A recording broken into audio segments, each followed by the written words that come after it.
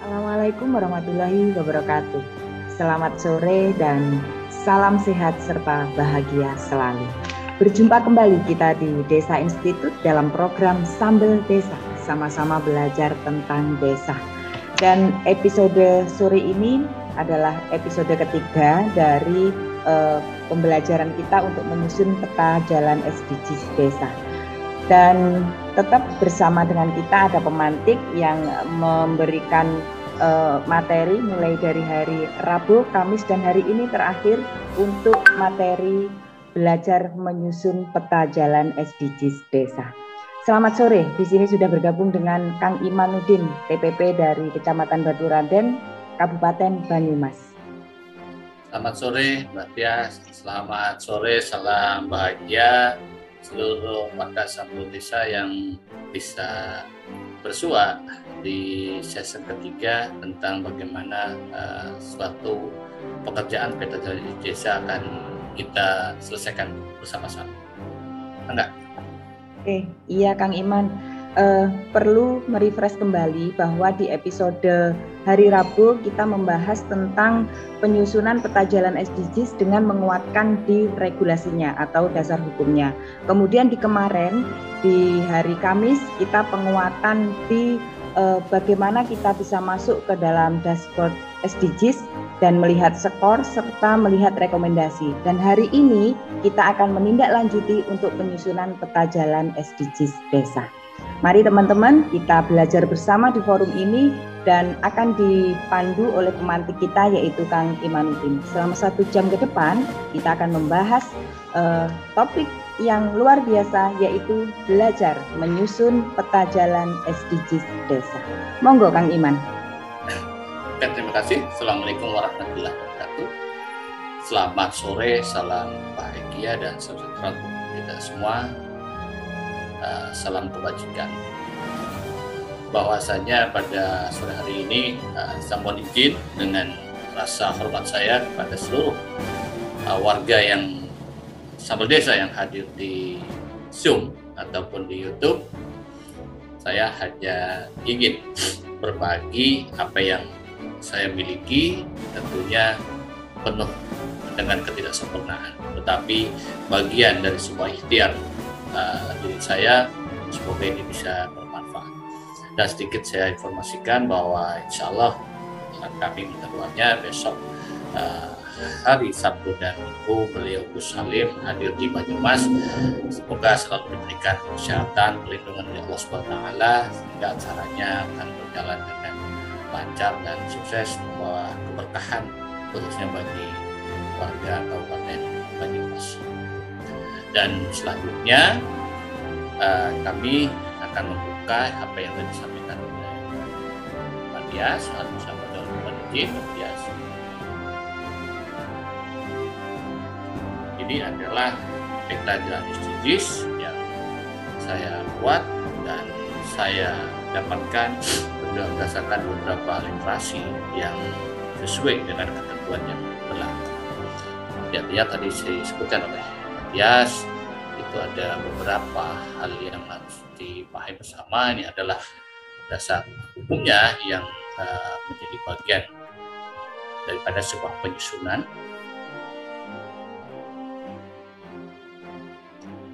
Selanjutnya, dari sini ini ada sebuah capaian SDGs desa. Bagaimana cara membaca?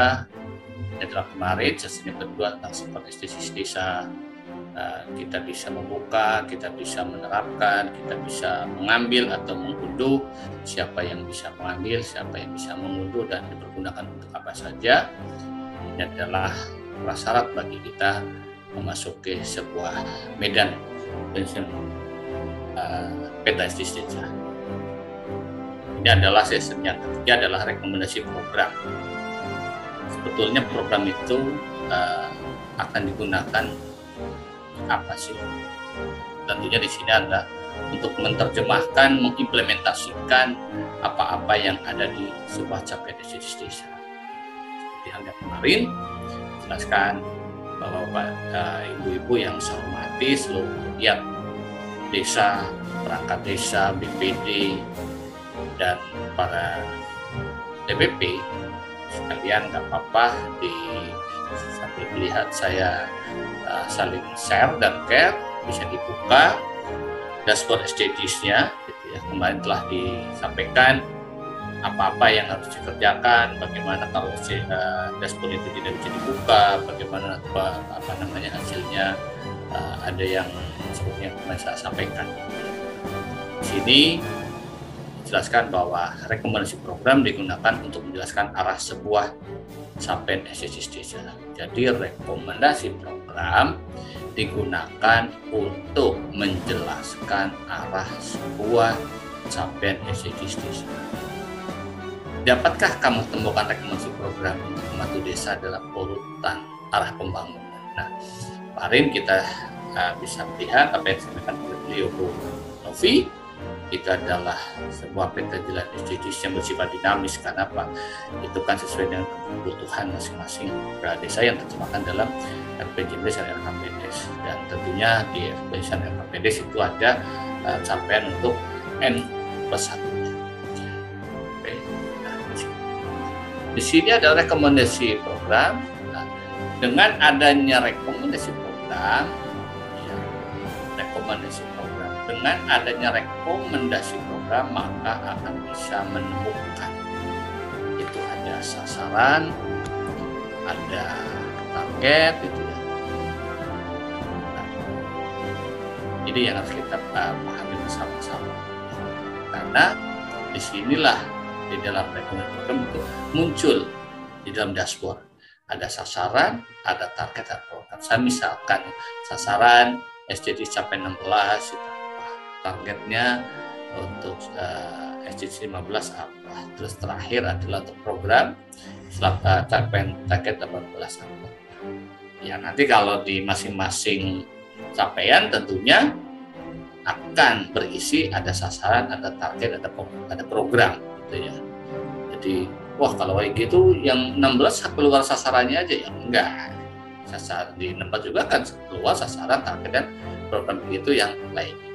Ini kan biar Mbak Des, biar semuanya itu agak sedikit ini nanti ada pertanyaan atau kayak gitu. Kalau kayak gitu kan nggak tahu Mbak Des. Oke. Terus sama itu ya. Nah ini lanjutnya adalah di sini nih. Betulnya kita mau ke sini. Peta jalan estetis desa ini kita pegangannya di Permen Desa nomor 21 tahun 2020 tentang pedoman umum pembangunan dan pemberdayaan masyarakat desa. Saya telah menjelaskan bahwa peta jalan estetis desa juga di Kabupaten Banyumas ada sebuah surat surat edaran dari Bupati, di mana di dalam surat edaran Bupati tersebut bahwa dalam penyusunan RPJMDes dan RKPDes di tahun 2023 ini desa harus menyusun peta jalan estetis desa. Selanjutnya saya buka dikit. Nah, peta jalan estetis desa memuat minimal pada yang disampaikan oleh Mas Nur Haji. Peta jalan begini-begini ya, kita ngikutin aja aturan yang ada. Yang ada itu di Permendes 1 tahun 2020 di pasal 12 bahwa memuat minimal ada sasaran estetis desa, kondisi objektif pencapaian estetis desa, permasalahan dan solusi dalam upaya pencapaian estetis desa, potensi dan sumber daya untuk pencapaian estetis desa, rancangan program dan garis miring atau kegiatan pembangunan desa. Ini jelas. Jadi kalau kita nanti memfasilitasi desa, estetis desa itu apa? Gitu. Terus yang harus ada apa sih yang ada di dalamnya yang harus termuat? Gitu. Oh, ternyata minimal itu ada 5. Mulai kan sekarang terlintas. Contoh kayak sasaran desa itu sudah ada di dashboard gitu ya.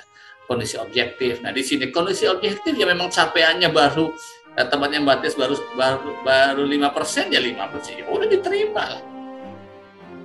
Ini kan kondisi objektif pencapaian estetis desa. Jadi memang kita kalau belajar satu adalah kalau orang Jawa itu sing sabar gitu ya, sing cermat gitu ya. Kalau saya dulu diajarin didengerin dulu gitu. Kalau dulu kan kita sering ya ke beliau Pak Ivan menjelaskan gitu. Kita dengerin sampai rumus sampai selesai sehingga di sini bisa terjawab. Kalau dulu mikirnya harus sekian persen, gini, lah ini udah terjawab. Kondisi objektif pencapaian estetis desa. Nah, ketiga, permasalahan dan solusi dalam upaya pencapaian estetis desa. Kalau yang biasa teman-teman TPP itu kalau dalam membuat deskripsi kan pasti ada ya, Matias ya, permasalahan dan solusi gitu. Nah, sini sama gitu kan. Terus potensi dan sumber daya untuk pencapaian estetis desa. Artinya itu potensi dan sumber daya yang dimiliki oleh desa itu sendiri dalam mewujudkan capaian estetis desa. Rancangan program dan atau kegiatan pembangunan desa ini yang kembali sama beliau Bu Novi itu akan menjadi yang baik ini akan menjadi bahan ke arah sana. Selanjutnya adalah ini yang saya terjemahkan. Jadi peta jalan estetis desa ini agak-agak kecil ya. Terbaca tapi ya Mbak Dias ya. Kayak kalau aku dikit sampai salin ya. Kayak aku megang nggak besar. Kayak besar. Bisa sampaikan yang Excel-nya gitu ya. Mohon maaf nanti saya keluarkan yang Excel-nya. Share screen yang Excel. Dipandu untuk membacanya, Kang. Iya, bentar. Oke, bentar. Nah, di sini terkait dengan saya kasih namanya gitu ya, peta jalan estetis desa, pendataan profil desa berbasis konsolidasi data estetis desa, pemerintah desa Pamijen Kecamatan Baturetan, Kabupaten Banyumas tahun 2022. Di sini yang pertama itu adalah desa tanpa kemiskinan. Tipe desa itu, ini kan tipe desa itu kan harus ada yang mengatakan 8 dan mengatakan 9. Tapi yang terakhir adalah 9 karena yang terakhir itulah desa Pancasila yang sampai di 18. Ini pun sudah mulai dihafalkan. Kenapa? Kenapa saya tulis ada tipe desa? Ini bagian dari tambahan cara membuat peta jalan desa. Saya teringat bahwa nanti beliau Gus Halim itu akan melihat dengan tuntunan peta jalan desa ini selain berbasis IDM juga akan melihat desa, contoh desa Pamijen itu masuk kategori desa tanpa kemiskinan kelaparan atau bukan itu. Dan nanti di situ sampai ada. Nah, terus sebelahnya itu adalah indikator. Nah, indikator itu kan sudah ada kan di di dashboardnya gitu ya. Nah, terus ada kondisi objektif capaian SDGs. Nah, ini yang tadi saya maksudkan bahwa muatan-muatan yang harus ada di dalam pembuatan peta jalan itu dipasang gitu. Ada sasaran. Nah, sasaran itu kan ada kan 1.1.1, 1.1.2 dan seterusnya. Nah, kita ikutin aja kode-kode itu. Terus sasaran SDGs desa. Contohnya di sini adalah tingkat kemiskinan desa mencapai 0%. Nah, kondisi objektifnya. Nah, di sini kondisi objektifnya di desa Pamijen adalah 67,01%. Berarti itu sesuai skor ya, Bang? Iya, betul. Itulah kondisi yang didapatkan dari pendataan sendiri. Nah, terus selanjutnya adalah data tahun 2021, karena kan kami di bulan Desember kami itu memang ngedownload gitu. Ngedownload karena udah bisa kami download, ya udah kami download aja karena ini menjadi basis kami untuk di tahun 2022. Satu, nilainya seperti itu, terus data tahun sekian nilainya itu 11.017. Nah, ini satuan-satuannya ini kita ngikutin aja. Ada satuan yang 1.1 itu jiwa, terus yang bawah itu 1.3 keluarga miskin penerima bantuan sosial mencapai 1%. Nah, itu kan satunya keluarga, karena itu kan kita ingat kan KPM kan. Nah, keluarga penerima manfaat, bukan jiwa penerima manfaat, bukan JPM tapi KPM.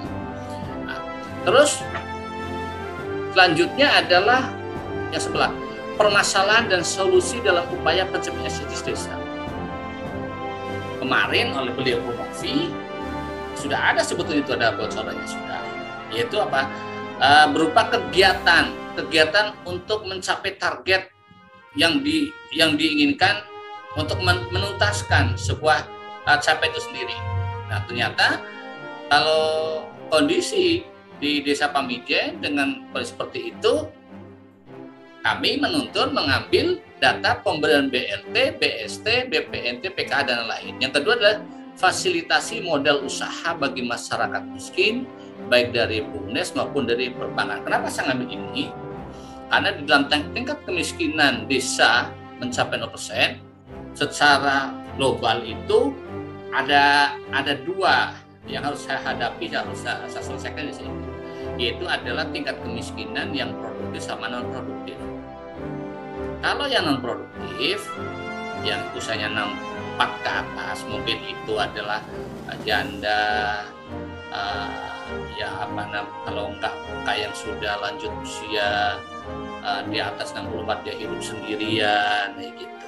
Maka kami selesaikan dengan itu. Ternyata memang ada penduduknya, jiwanya itu ada, dan dicek memang punya data. Nah, yang kedua adalah fasilitasi modal usaha bagi masyarakat miskin, baik dari BUMDes maupun dari perbankan. Nah, kenapa sampai begini? Karena kan di dalam miskin itu kan ada yang penganggur, setengah penganggur, gitu. Kalau kategorinya ke Kementerian Sosial, gitu ya. Terus di situ juga ada yang usia produktif dari mulai 15 tahun, mungkin dia masih baru tamat pendidikan SLTA gitu, dia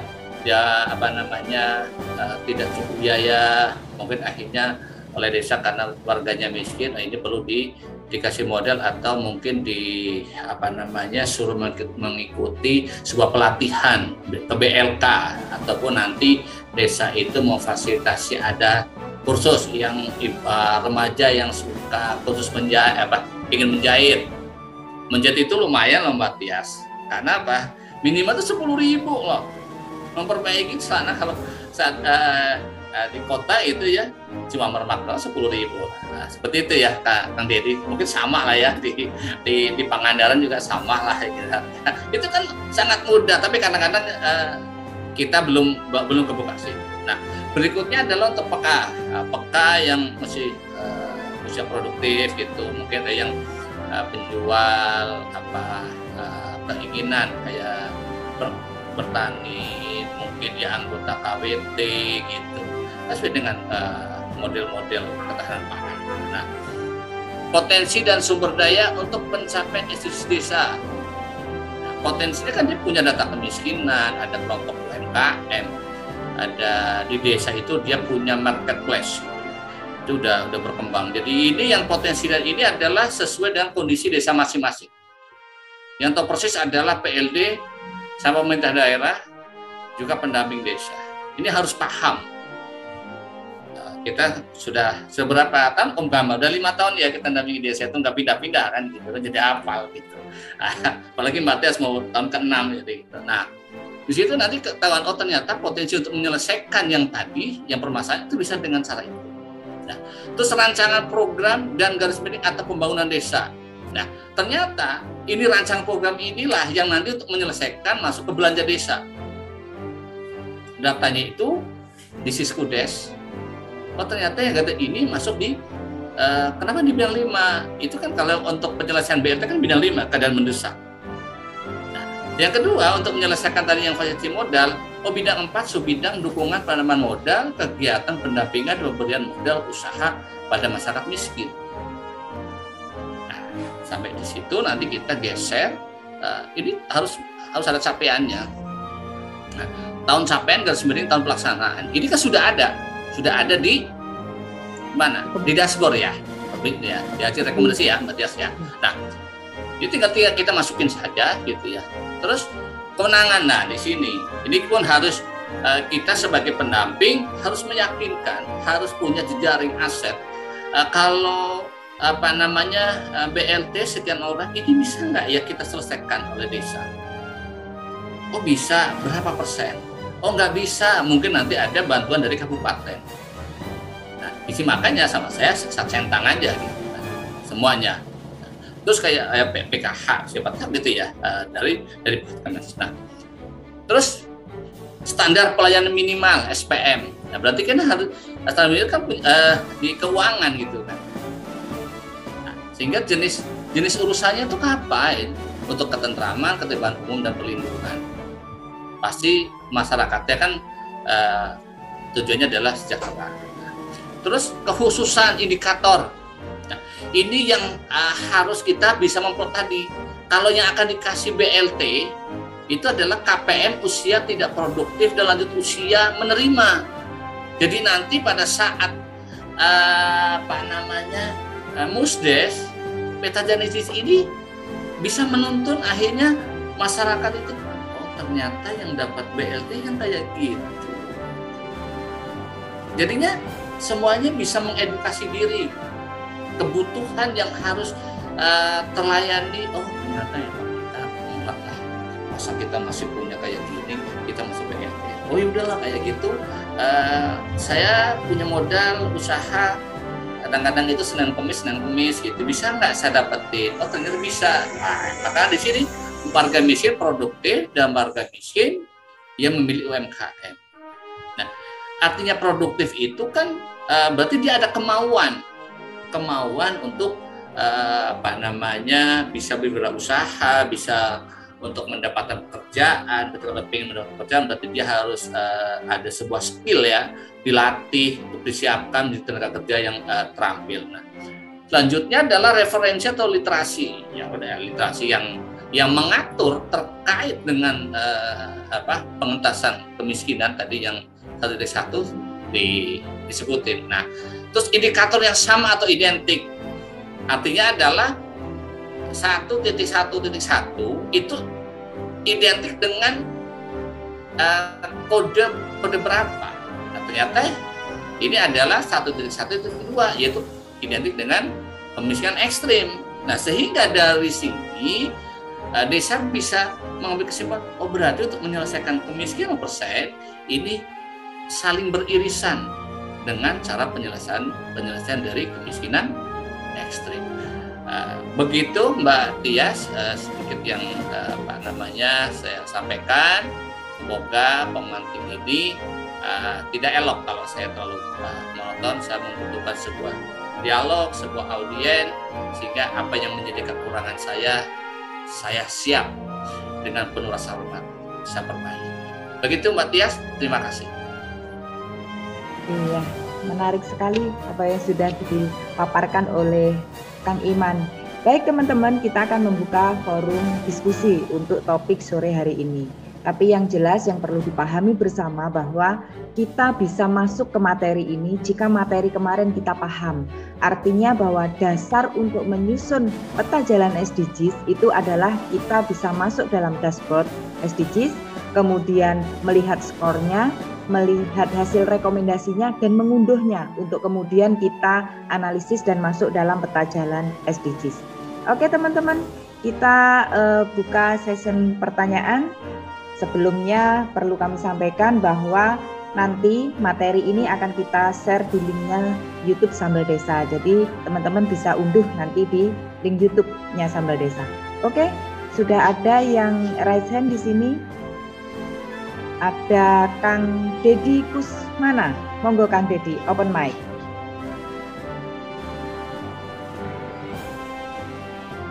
Baik, terima kasih Mbak Tias. Assalamualaikum warahmatullahi wabarakatuh. Waalaikumsalam warahmatullahi wabarakatuh. Selamat sore, sahabat-sahabat sama Kang Iman yang masih tetap semangat memberikan pencerahan kepada kami, para aparatur pemerintah desa, juga buat rekan-rekan yang lain. Terima kasih juga telah memberikan pemaparan yang sangat komprehensif soal peta jalan SDGs. Karena sejujurnya memang peta jalan SDGs itu ketika keluarnya Permendes 21 itu kan masih abu-abu. Itu kan wujudnya seperti apa sih peta jalan gitu. Tapi dengan pemaparan dari Kang Iman dan rekan-rekan juga dari TPP ini sudah semakin ada kejelasan gitu kan bagaimana kita menyusun ini. Nah, tetapi ada hal yang saya ingin tanyakan terutama kepada Kang Iman, ini dalam hal terdapat ketidaksesuaian kan antara rekomendasi yang muncul dalam dashboard SDGs.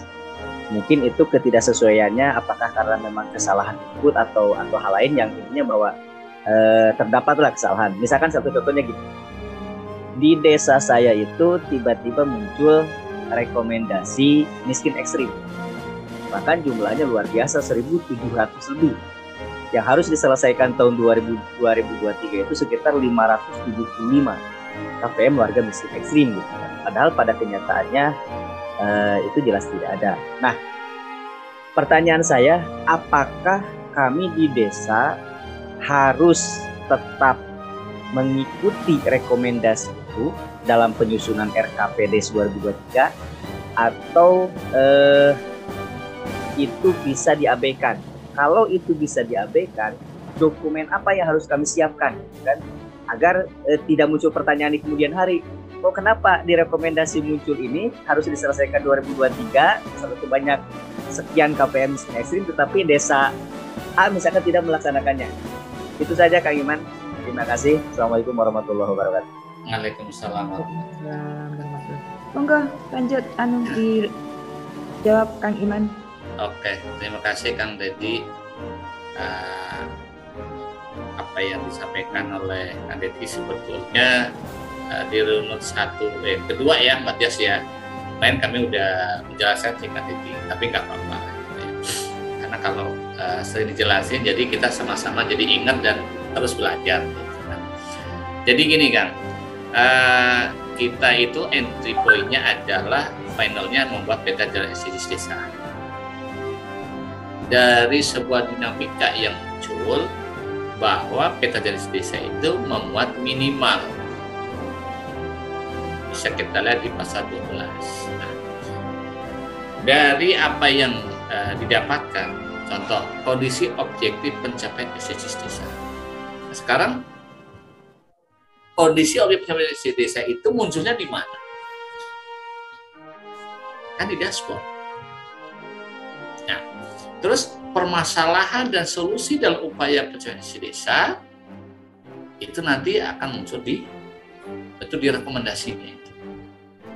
Oh, kalau objektif kayak gini, coba kita lihat dirancang rekomendasi kayak apa? Karena apa? 1 sampai 5 ini kan minimal yang harus dipenuhi dalam membuat peta jalan desa. Maka ini harus dipenuhi. Nah, tentang tadi di capaian misalnya misalnya misal gitu ya, dikatakan anomali oleh Kang Deddy, ada gitu ya. Tapi di rekomendasi ada. Ya yang tapi ternyata kan di rekomendasi muncul. Nah, tentunya di capaian SDGs itu kita lihat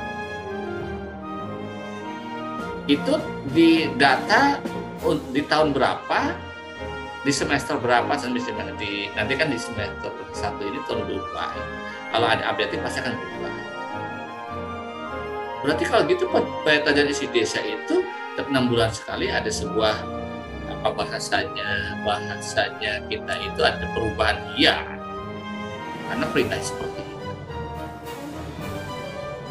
Karena pada dalam 6 bulan sekali itu untuk bisa menolong desa menyelesaikan permasalahan yang ada di desa sesuai dengan capaian dan rekomendasi. Ya, kemarin disampaikan Pak sama Umpama juga kalau ini kok 0, kok ini NA, ya, kita runut. Seperti tadi yang kemiskinan itu satuannya jiwa. Nah, di satuan jiwa itu pasti otomatis maksudnya bisa lihat individu kan itu. Kita lihat bareng-bareng. Yang kalau kemiskinan disebutkan bahwa label bersifat dituntun berdasarkan penghasilan. Seperti itu kan Deddy, moga-moga bisa sedikit membuka gitu ya. Kalau banyak kan repot, mending sedikit dulu gitu. Karena kalau sedikit nanti kan Deddy juga mau belajar gitu. Begitu kan Deddy, atur nuhun. Iya, Kang Deddy masih bergabung dengan kami. Gimana, bisa diterima? Iya, atau bisa kita tambahkan ya, intinya bahwa iya Kang Deddy. Dibuka aja, Kang. Unmute. Langsung. Kang Deddy sudah dibuka. Belum. Ya. Oke. Ya. Betul kalau misalkan terjadi data reguler gitu. Nah, jadi tapi mohon maaf ini, saya tidak bermaksud membantah apa yang disampaikan oleh Kang Iman sama sekali. Tetapi ini kan juga terjadi di lapangan. Betul, sebagaimana pasal 12 Permendes itu kan frasanya adalah kondisi objektif pencapaian SDGs. Artinya kan objektif itu kan sesuai dengan kenyataan. Gitu loh. Nah, makanya yang saya tanyakan, jika ternyata gitu kan antara kenyataan dengan data di dashboard itu ada ketidaksesuaian, nah solusinya seperti apa gitu kan. Seperti tadi saya contohkan gitu kan, di desa saya itu clear Kabupaten Pangandaran itu tidak ada yang masuk miskin ekstrim. Tetapi ternyata di dashboard desa saya tiba-tiba muncul data miskin ekstrim, bahkan totalnya itu 1.700. dalam rekomendasi yang harus diselesaikan itu sekitar 570 sekian dalam 2023. Ini kan menjadi beban pikiran bagi kami di desa. Mengikuti rekomendasi KPM-nya juga tidak ada, tidak mengikuti ini sudah direkomendasikan. Nah, maksud saya solusinya ini seperti apa? Saya sudah mencoba. Oke, Kang Deddy. Oke. Siap, terima kasih. Jadi gini, sama Kang Deddy, data-data yang ada gitu ya, nanti dimasukkan dalam peta yang tadi saya buat gitu ya. Nanti akan ketemu sebuah permasalahan dan solusinya di situ. Karena kalau namanya miskin ekstrim tentunya kan punya standar bagaimana penyelesaian. Tadi yang saya sampaikan adalah umur, ada kekhususan gitu. Nah di situ Pak Kang Deddy, yang bisa kita lakukan kalau kita mau bicara tentang kondisi di lapangan. Itu menjadi guideline kita, kekhususan daripada kasus yang akan kita tangani, kemiskinan yang ternyata capaiannya itu 0, ternyata direkomendasinya sampai misalkan ratusan. Nah, kenapa sifat daripada nanti dalam penyelesaian di kemiskinan ekstrim itu kan ya seingat kita gitu ya, di dalam yang Perpres itu ya nomor 4 tahun 2022 itu kan nanti ada sebuah keputusan bupati yang akan sampai ke BNBA-nya.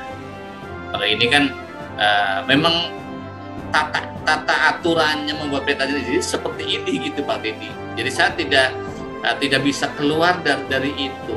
Minimal kita penuhi lah sisa yang lain adalah menjadi subsidiaritas kita sebagai pemerintah desa, sebagai tenaga pendamping gitu ya, dan OPD yang lain, agar apa yang menjadi sebuah capaian itu bisa terselesaikan. Begitu Pak Deddy. Luar biasa. Materi hari ini memang puncaknya dari proses penyusunan peta jalan SDGs. Karena apa? Karena disinilah nanti kita akan menganalisis hasil dari migrasi data yang sudah kita unduh di dashboard SDGs untuk kita masukkan dalam apa tadi yang disampaikan oleh Kang Imam tadi. Jadi memang ini perlu pemahaman yang sangat betul-betul dipahami baik oleh pemerintah desa maupun kita selaku pendamping yang mendampingi dan memfasilitasi desa. Di sini sudah ada yang raise hand lagi. Oke, ada Kang Arif Budi. Monggo, Kang Arif Budi.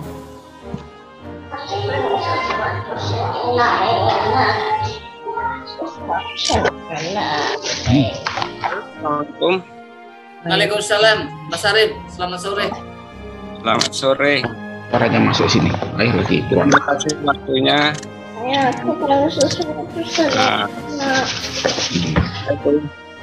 Mohon pencerahan juga terkait itu. Di tempat kami itu ada suatu desa itu bisa dibilang mayoritas itu perantauan.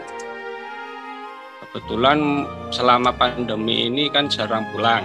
Nah, dari data kependudukan dan hasil pendataan SDGs yang ada itu hampir sekitar pendataan yang didapat itu mentok cuman di sekitar 60% saja dari total data di kependudukan. Nah, apakah itu nanti gimana ya untuk pembuatan peta jalan desa itu kira-kira itu apakah itu bisa dibilang memenuhi syarat atau belum ya? Seperti itu. Halo, bisa didengar ya? Bisa didengar. Oke, jadi pertanyaannya? Itu tadi. Ada suatu desa di mana kebetulan itu sekitar warga desanya itu ada 3.000 dari dasar kependudukan itu ada sekitar 3.000-an jiwa satu desa. Namun waktu pendataan baik manual dan itu sudah kita di tahun ini kita mulai lagi nyisir siapa tahu ada yang pulang baik yang di warga sendiri maupun yang pendatang itu mentok cuma dapat sekitar 1.700. Dan untuk meminta data yang di luar yang merantau itu tadi warga merasa kesulitan karena yang di rumah ada yang rumahnya kosong, saudaranya juga tidak bisa menghubungi. Bahkan kalau ada orang tuanya juga sudah sepuh, nggak bisa kontak. Dan itu untuk pendataan ini ya sudah mulai diperbaiki. Data yang tahun 2021 sudah diedit, sudah dipemutakhiran, terus ditambah ini sudah hampir selesai. Nah itu nanti hubungannya dengan pembuatan peta jalan desa ini kira-kira itu bisa dibilang quorumnya itu gimana ya? Apakah itu sudah memungkinkan dibuat untuk membaca dari rekomendasi apapun yang ada di dashboard SDGs? Terima kasih. Bisa kami terima, Mas Arif. Oke, matur nuwun Mbak Tias. Jadi gini Mas Arif, ini sesuai dengan ketentuan itu kan memang kondisi objektif pencapaian si desa. Tentunya bagaimana sebuah capaian itu menjadi hasilnya sekian persen, itu kan memang tergantung daripada basis data di awal. Siap berapa jumlahnya yang didata, terus nanti masuk di dalam sebuah proses engine gitu ya, sehingga keluarlah sekian persen. Nah, karena di sini dalam peta jalan si desa memang minimal memuat yang kedua adalah kondisi objektif pencapaian si desa. Ini aja desa pamekasan hanya 62%. Ada yang kurang dari itu. Tapi memang di dalam bahasa hukumnya itu kondisi objektif pencapaian si desa itu menjadi bagian untuk dalam pembuatan peta jalan si desa. Ya sudah saya kerjakan saja. Kenapa? Kalau itu tidak dilaksanakan, berarti kita salah. Kenapa? Capaian-capaian ini kan tentunya dilaporkan oleh ketua Pokja kepada kepala desa, sehingga itu menjadi sebuah ketetapan. Oh ternyata kita dapatnya di tahun 2021 sekian persen. Nah nanti di tahun 2022 ada proses updating lagi, konsolidasi. Nanti bagaimana? Itu nanti akan dihasilkan, kita tetapkan ini mau dipakai untuk di perubahan RKPD atau di RKPD tahun 2023 gitu.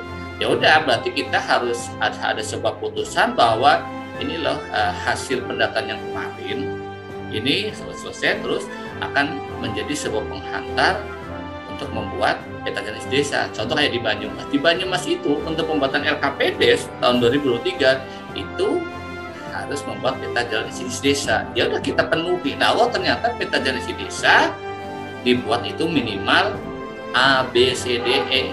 Begitu Mas Arif. Matur nuwun Mas Arif. Yes, sami-sami. Terima kasih. Salam sehat semuanya. Amin ya Allah. Waalaikumsalam.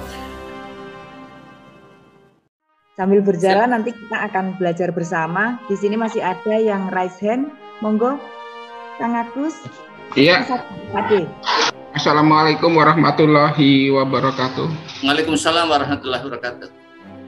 Saya ingat pertanyaannya Kang Dedi tadi itu seperti yang kami temui di desa dampingan kami. Jadi data miskin ekstrim itu muncul di beberapa desa muncul, dan itu oleh pemerintah desa dicek orang-orang miskin ekstrim ini siapa, tinggal di mana, dicek datanya. Ternyata mereka masuk miskin ekstrim itu karena kebanyakan penghasilannya kosong, diisi nol. Kemudian jarak fasilitas di data keluarga itu, jarak fasilitas kesehatan, jarak fasilitas pendidikan itu juga diisi nol. Itu temuan kami. Akhirnya itu kami coba perbaiki kemarin. Memang sampai saat ini datanya belum berubah gitu ya.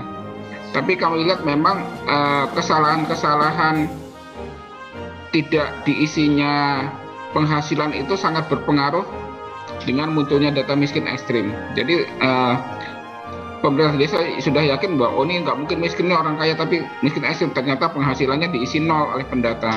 Makanya kemarin kita akhirnya kalau ada warga yang tahu, enumerator yang tahu, kira-kira lah daripada kosong nol gitu, udah diperbaiki saja. Karena kemungkinan orangnya menolak untuk menyampaikan berapa penghasilannya. Oleh karena itu diisi nol. Demikian, terima kasih. terima kasih Pak Agus. Memang ini menjadi permasalahan kita bersama-sama, sehingga apa yang saya lakukan terhadap desa adalah rekomendasi itu di-download. Sudah di-download terus dicetak Pak Agus. Nah, dicetak itu dari ketahuan sebetulnya menjadi anomali itu siapa? Pernah Pak Agus kasus ada di desa ini, itu 2 orang masuk miskin ekstrim terus dicek. Itu kenapa coba? Sederhana, tidak memiliki kakak. Ternyata kakaknya itu adalah nempel pada orang tuanya, tapi dia bilang nggak punya kakak gitu. Nah, ternyata setelah diselesaikan itu clear, tidak masuk ke situ. Jadi memang akhirnya gitu ya, Mbak Tias, Pak Agus dan seluruh warga Sampel Desa, kita jadi ngerti gitu apa yang menjadi kuesioner-kuesioner yang isinya dari melalui individu sampai desa.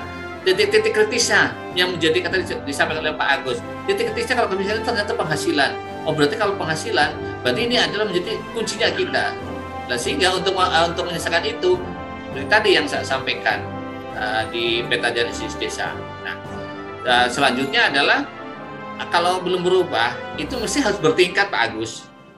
Kalau di individu berubah, otomatis juga nanti di keluarga, RT dan desa juga berubah. Nah, ini yang menyamakan data-data itu yang saling berjenjang dan saling mendukung ini. Yang ini saya udah dibetulin kok tetap aja masih seperti ini. Ternyata itu memang harus berjenjang, namanya kuesioner. Begitu. Terima kasih Pak Agus. Silakan Mbak Tias, kembalikan. Oke, kita sambil belajar bersama ini. Nanti akan mendapatkan jawaban yang saling mengisi. Ada juga yang resen, Mas Heri, monggo. Ya, terima kasih. Kedengaran ya Mbak Tias? Ya, jelas. Oke, Kang Iman, saya langsung saja. Siap. Pertama, kasusnya hampir sama dengan Kang Dedi terkait rekomendasi. Di kami itu kan tidak ada wilayah miskin ekstrim. Kemudian rekomendasi yang terbit data existing itu justru ada. Dan target penyelesaiannya ada. Di tahun 2023 bahkan harus diangkat 100 lebih itu. Yang jadi persoalan di kami itu, untuk mengetahui BNBA-nya ini siapa sebenarnya ini yang masuk miskin ekstrim? Itu kan pertanyaan. Kami coba koordinasi dengan fasilitator TKSK, kemudian mengambil data kesejahteraan terpadu sosial itu. Ternyata kita lihat juga data yang di DTKS itu justru yang anehnya di DTKS itu di satu desa misalnya data DTKS-nya 100, kemudian data yang direkomendasikan oleh dashboard itu di angka 100 lebih. Itu kan jadi bingung lagi nih kan persoalan kan. Nah, yang berikut terkait RKPDes. Di SK RKPDes itu kan kalau nggak salah ada yang namanya rekomendasi berdasarkan IDM, kemudian formatnya itu jelas apakah ini mendukung SDGs keberapa. Kemudian balik lagi ke kasusnya tadi, kalaupun penyelesaian miskin ekstrim itu misalnya di BLT, contoh ya misalnya di BLT, apakah kita menggunakan cara pendataannya menggunakan lagi metode di tahun 2021 berdasarkan PMK ataupun Perbup yang diterbitkan pemerintah daerah. Saya kira itu dulu Kang Iman. Oke, mohon maaf ya Mbak Tias, langsung ya Mbak Tias. Begini Mas Heri, ini kan ada sebuah data gitu ya, bahwa data ini nanti akan dipergunakan oleh pemerintah desa dalam menyelesaikan permasalahan yang ada di desa sesuai dengan masing-masing capaian.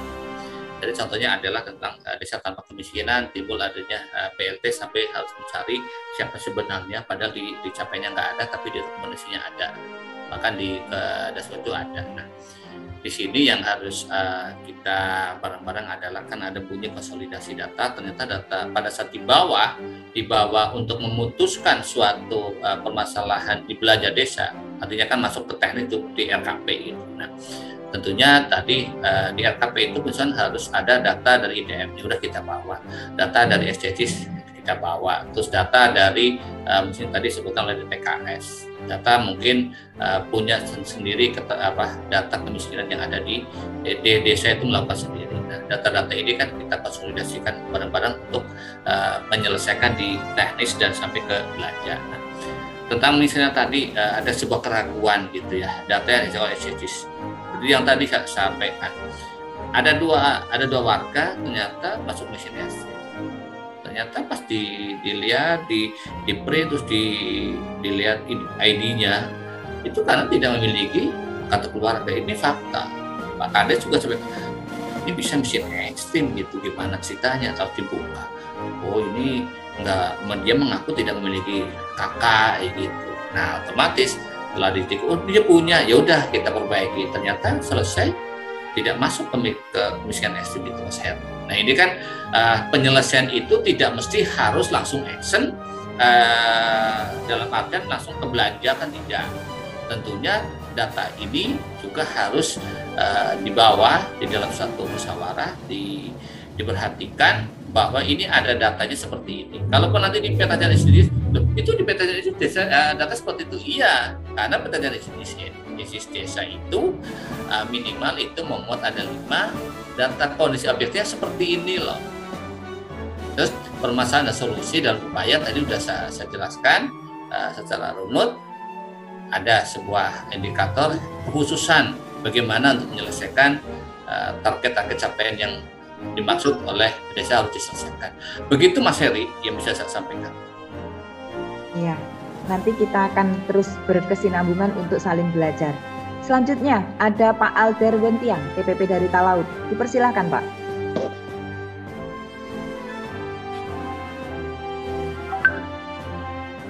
Ya, halo. Ya. Oh, siap. Selamat sore Om. Selamat sore. Ya, selamat sore Kang Iman. Iya, nanti aku ikut Manee gitu. Saya coba sharing dulu ya Kang Iman. Siap. Nah, mungkin ini pertama saya harus mengapresiasi ruang ini. Itu pertama. Mbak Eri yang begitu semangat memandu kita dan teman-teman termasuk Kang Iman yang sampai hari ini tetap eksis dalam memberikan materi. Jadi satu apresiasi bagi kami. Jujur saja Kang Iman, saya hari ini sedang mempersiapkan materi. Sebetulnya mempersiapkan materi micro teaching ya untuk persiapan TOT kita ke depan. Nah, kenapa saya harus mengapresiasi forum ini, ruang ini? Kita sudah melangkah lebih jauh lagi dari substansi tujuan dari proses TOT kita. Walaupun memang prinsipnya kita dipandu sampai pada bagaimana kita mengenal jati diri kita menjadi seorang pendamping yang ideal. Tapi langkah maju yang harus digarisbawahi di sini pertama, teman-teman sudah masuk bagaimana merancang peta jalan SDGs desa. Sementara rujukan materi micro teaching kita itu bagaimana pendamping itu dimampukan untuk memahami, membaca data SDGs desa. Halo? Ya, bisa didengar. Ya. Nah, sehingga saya pikir teman-teman, forum yang begitu bermanfaat ini patut kita harus manfaatkan sebaik mungkin untuk kemajuan kita bersama dan menjadi satu pelajaran besar bagi kami. Ternyata kami tataran TA itu kan lebih cenderung pada aras kebijakan, sosialisasinya kan pada aras kebijakan. Kita harus mengapresiasi, dan kalaupun hari ini teman-teman tidak terlibat dalam proses materi seperti yang Kang Iman sampaikan, memang sebuah ketertinggalan. Dan ruang apapun, saya tetap berkomitmen, punya waktu dan kesempatan saya terus bergabung. Nah, itu pengantar saya untuk mengapresiasi ruang ini dan forum ini. Menjadi satu pemikiran bagi kita, Kang Iman. Ya. Seperti yang dipaparkan oleh teman-teman tadi. Ketika menyusun peta jalan SDGs desa itu adalah sebuah proses pendataan, membaca, kemudian bagaimana kita sampai pada proses rekomendasinya itu terbaca secara baik, sehingga sangat mudah untuk membuat sebuah peta jalan seperti yang Kang Iman gambarkan seperti ini. Kesederhanaan ini memberikan kemudahan bagi kita, tapi persoalannya ketika kita tidak tahu bagaimana kita bisa mampu menyederhanakan pemahaman ini.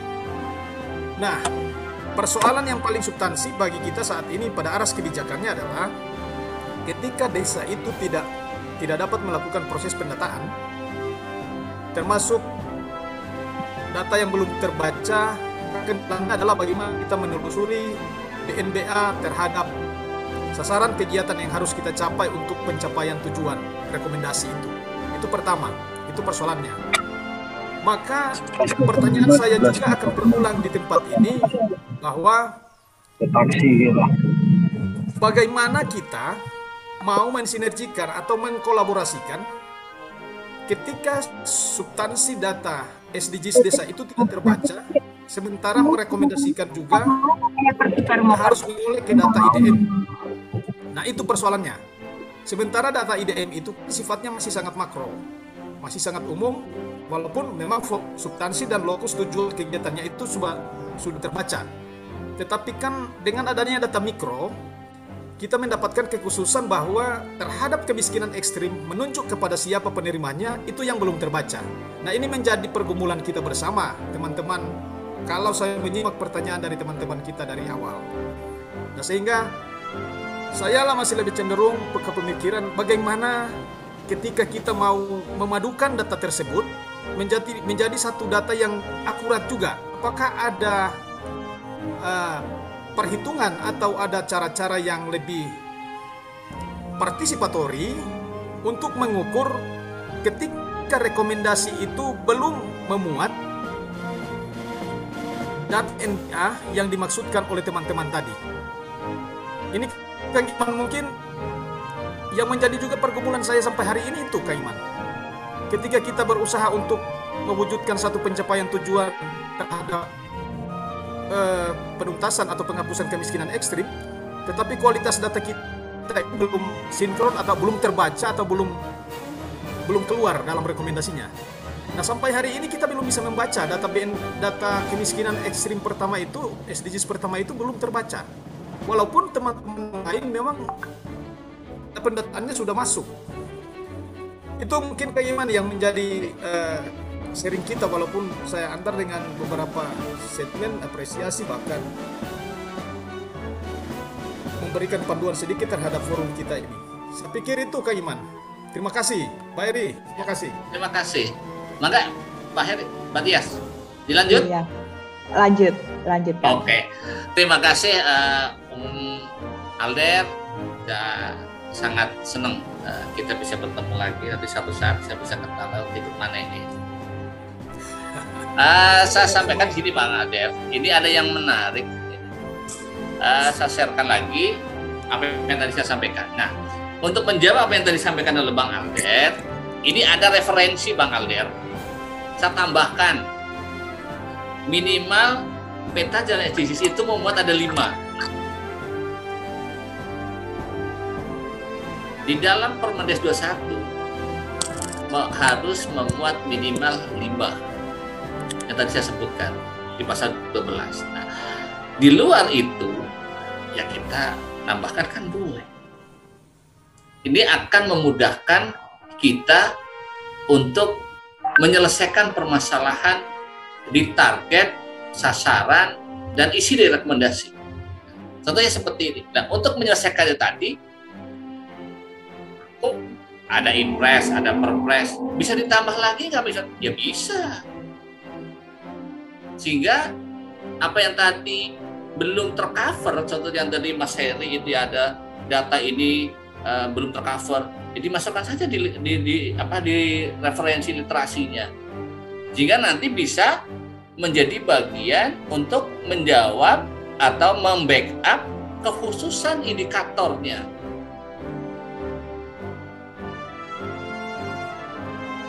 Karena tadi disampaikan bahwa ini nggak ada, tapi di sini ada, di sini nggak. Hukum lama ini sampai banyak banget, sehingga bisa dijawab. Ini kan saya buatkan contoh di Desa Pamitian, Pak Alder. Data yang kita temukan untuk menyelesaikan itu ternyata ada kekhususan untuk menjawab agar capaian yang dimaksud itu terselesaikan dari 2022 sampai 2030. Untuk selanjutnya adalah ini biar kalau di dalam suatu regulasi itu kan ada konsiderannya gitu. Nah, konsiderannya itu aku di sini di referensi atau literasinya. Sehingga saya tarik ke sebelah kanan indikator yang sama atau identik. Berarti untuk menyelesaikan kemiskinan sampai 0% sampai kemiskinan ekstrim sama penyelesaiannya di desa Pamijen. Karena saya mengatakan itu sama gitu, identik. Karena tadi itu jawab ini sebetulnya miskin ekstrim ya. Karena datanya kalau di kemiskinan ekstrim itu juga ada tidak miskin sama miskin ekstrim. Kalau miskin ekstrim biasanya kayak gini-gini. Itu nanti kan ke teknis, sehingga apa yang disampaikan kemarin oleh beliau Bu Nov itu kan ada kegiatannya. Nah, di sini Umaldir nanti untuk menyelesaikan itu sendiri. Jadi saya pasang runut gitu ya, sehingga ternyata harus seperti ini peta jalan SDGs-nya. Terus nanti untuk membawa materi ini ke LKPD, sehingga kegiatan ini masuk ke kategori SDGs 1, SDGs 2, SDGs 18 ya gitu. Seperti itu Alder. Moga-moga sedikit bisa kita bershare dan bercare keilmuannya Bang Alder.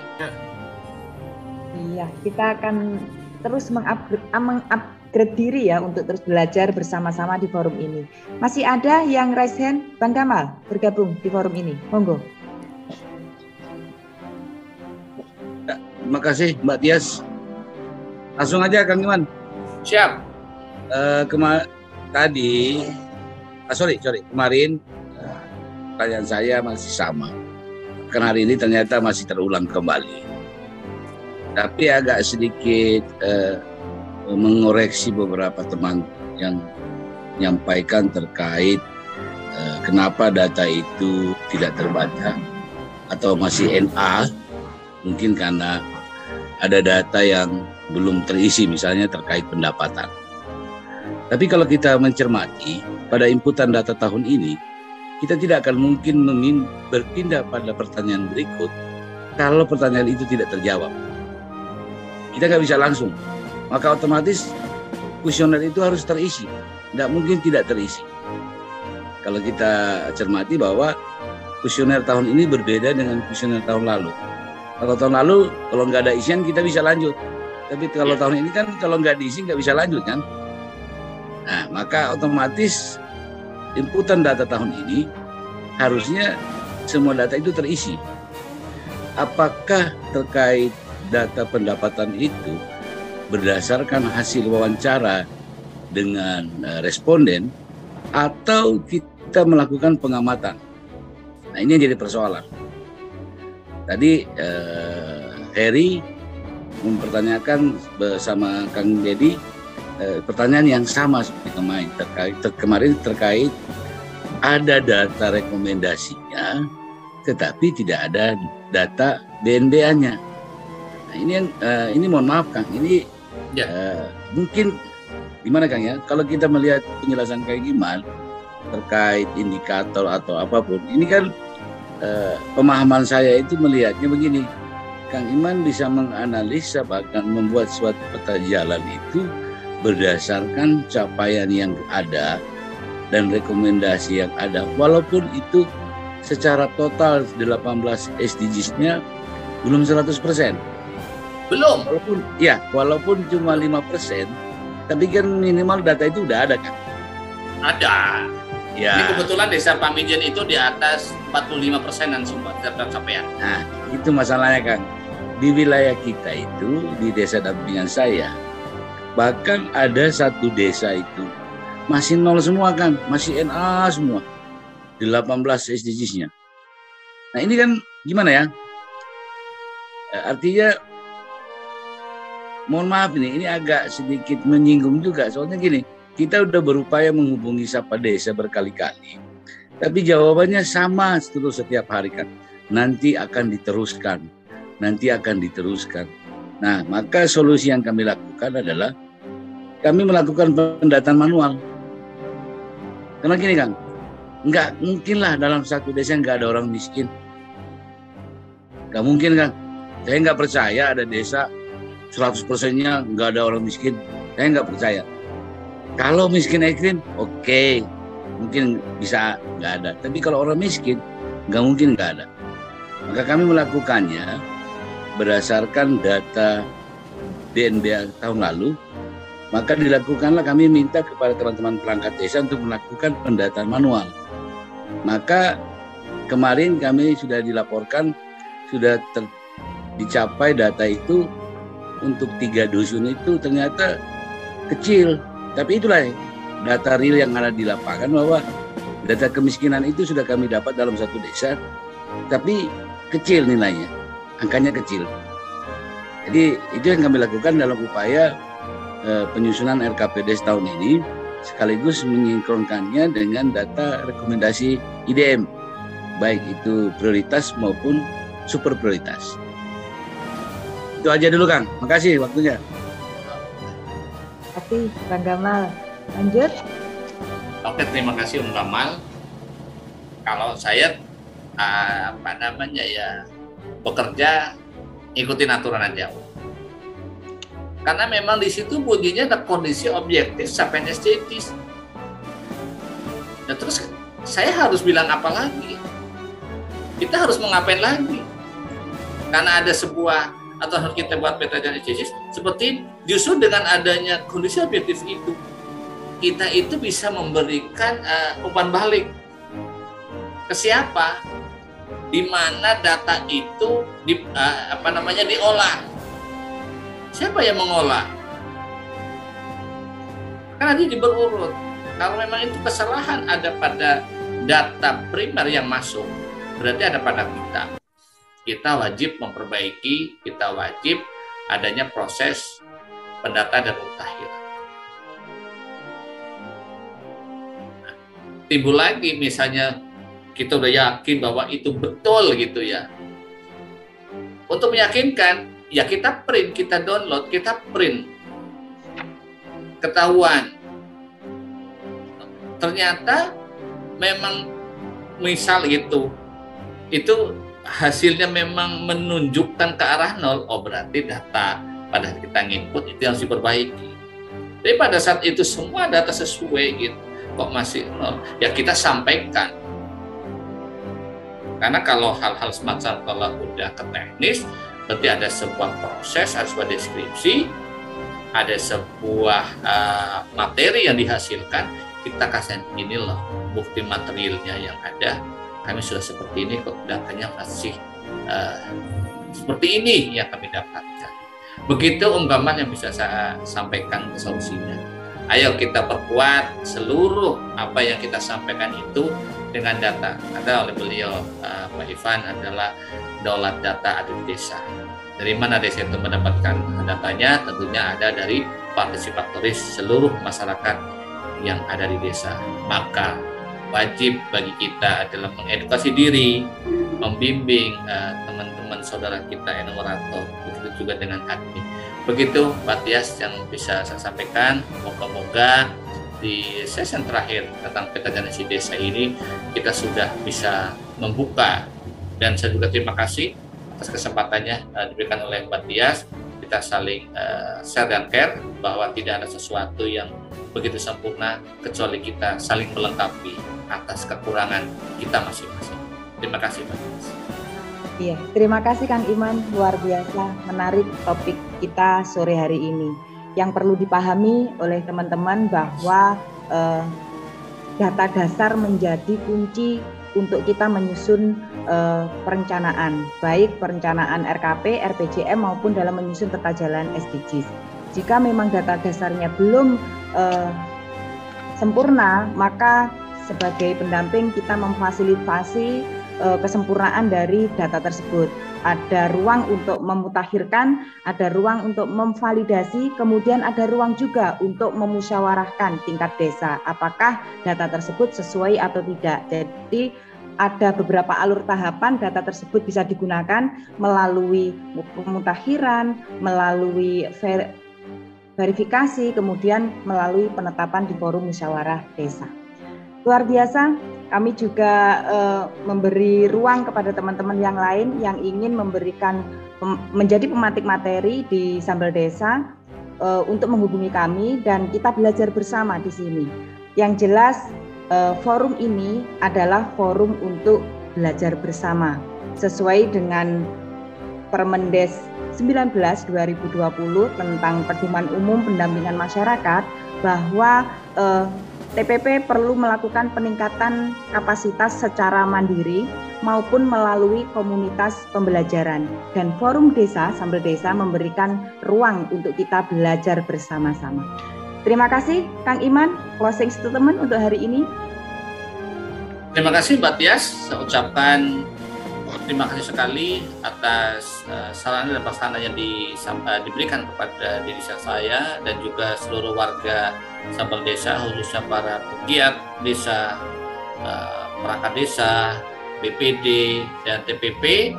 Kita berterima kasih sekali atas diberikan saran ini, dan satu yang saya sampaikan, mari kita mengedukasi diri dan nanti selanjutnya edukasi lingkungan sehingga akan terbentuk sebuah kolaborasi yang konstruktif dalam memajukan desa menjadi desa mandiri. Terima kasih. Luar biasa. Teman-teman, tingkatkan sinergitas dan kolaborasi baik dengan sesama TPP di semua jenjang, kemudian dengan pemerintah desa, supra desa, untuk kita membangun desa untuk Indonesia. Baik, kita sudah berada di penghujung acara. Sebelumnya perlu kami sampaikan bahwa materi hari ini bisa di-download di linknya Sambal Desa, di link YouTube-nya Sambal Desa. Monggo pinarak di YouTube Sambal Desa, di sana banyak ilmu yang bermanfaat melalui episode-episode yang sudah ditampilkan dan ditayangkan di YouTube-nya Sambal Desa. Tetap kami berpesan dan selalu kami berpesan bahwa siapapun kita, dari manapun kita punya peran. Dan dalam berperan, jangan baperan. Sampai jumpa di Sambal Desa episode selanjutnya besok hari Senin sampai hari Jumat jam 4 sampai jam 5 sore waktu Indonesia Barat. Salam sehat dan salam bahagia untuk keluarga tercinta. Wassalamualaikum warahmatullahi wabarakatuh.